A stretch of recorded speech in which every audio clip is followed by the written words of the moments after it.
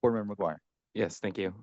Yeah, I appreciate that. I think for me, when I'm thinking about this, I think about the longfin smelt, for example. I mean, they were just listed as endangered. So there's a reason we're talking about this, unfortunately, from the ESA perspective, because of the situation that they're in. So for me, we talk about knobs and the knobs that we have to turn. Well, I feel like we're running out of knobs, right? And in some respects. And so I'm very wary of that and wanting to be very careful with how we make those decisions. I think Vice Chair aptly pointed out that 8 years is not a long time.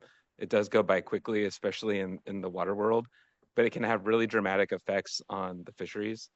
And our charge is to look at reasonable protection of all fish and wildlife. And so I appreciate that acknowledgement that there's more to this. But at the same time, I feel a real strong sense of urgency.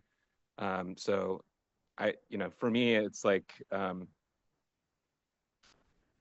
thinking about, is there another approach that sort of melds the commitment to evolving science and also looks at maybe an interim um, approach, right? That protects these flows in an appropriate fashion in the meantime while the science is being completed.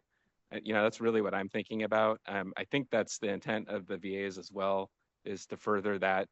And for me, it's really um, it's a big deal to consider the words in the water quality control plan and what they mean. Both for the short term and also the potential implications for the long term.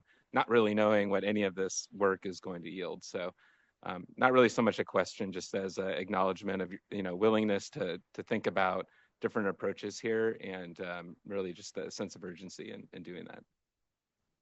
Thank you. I appreciate that feedback. I mean, it is definitely something that, I think we hear you loud and clear. And I think, it's something that as we throw this out there for dialogue and input, that, we can look towards where we need to sharpen the pencil.